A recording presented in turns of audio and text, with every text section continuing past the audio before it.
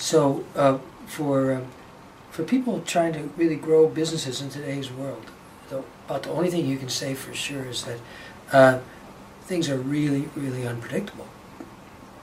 And there's such a dynamic environment in which businesses are operating in. Globalization, obviously, the globalization of markets and technologies and resources and inputs and so on. But much more than that, the dynamism of the context of business, that we really have to think about the social and environmental aspects of a business in ways we never had to before, because the footprint of business and the footprint of our societies is not a sustainable footprint. The field of systems thinking has been around for a long time as a set of basic skills that can help people think together about complexity. I think that's the key to this. It's one thing to have some expert go off and do an analysis. Obviously you read reports, you read studies that say, oh wow, that's pretty important. But it's almost impossible to have that kind of information have any impact in an organization because it's just ideas, just information. The real key to any learning process is how people become more aware of the way they are currently seeing the world and gradually start to develop a more appropriate or more sophisticated or more interdependent and systemic way of seeing the world. The systems thinking tools that have evolved over the years, and especially the way they've evolved in education, have really become more and more sophisticated as participatory, model building, thinking together tools. And I think this kind of tool is virtually unknown in most organizations, most businesses, and it can have enormous impact.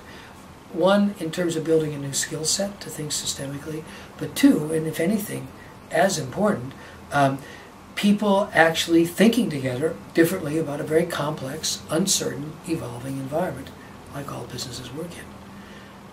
I've worked with Tracy Benson for 20 years, and I've found her to be just one of the most skillful teachers of these basic tools. In a way, probably there's no better training ground to become a great teacher than to work with teachers, and to work with kids, and to work with teachers who will work with the kids.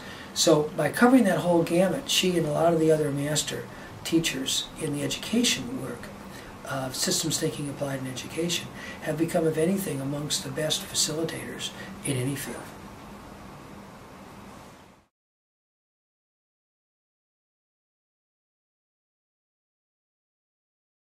Well, systems thinking is kind of a new term in the sense that a lot of people didn't use this term 30, 40, 50 years ago. I actually think it's kind of shorthand for intelligence, because I think what it means to be intelligent is to kind of see a field of things going on so that you can see what you really need to do. There are other disciplines for developing that type of intelligence, many of which are hundreds or thousands of years old. If you think about it, human beings lived in the natural world for most of our history. We were much more embedded in the natural order. So learning how to think like nature operates was critical to us. That's why I think you find traditions all around the world. You can call them wisdom traditions, but particularly now I'm thinking of the various domain bodies of practice, of capacity building. Probably there's no more clear example of this than the Eastern martial arts, which are basically teaching ways to become aware using our physical system, our physical mind-body system, which it's funny, I say physical mind-body system, it's kind of an oxymoron, but you see in the Chinese world there's really only the mind-body system, and there's different degrees of physicality or materiality to it and different degrees of subtlety to it. Using that system, which is to say us, as a vehicle for our developing a deeper understanding of how things interact, how they interdepend, how things change, how to pay attention, not in a focused, rigid, reductionistic view like this is the problem, this we have to do to fix it, but more expansively. What in in Aikido they often call soft eyes or soft hearing. So you're kind of using your senses to become aware of a systemic field. So I think integrating systems thinking tools that are focused on, you might say, the conceptual skills with mind-body practices, which are focused more on the embodied understanding of holism or systems awareness, or we often call it systems sensing, together really lay a foundation for true systems intelligence.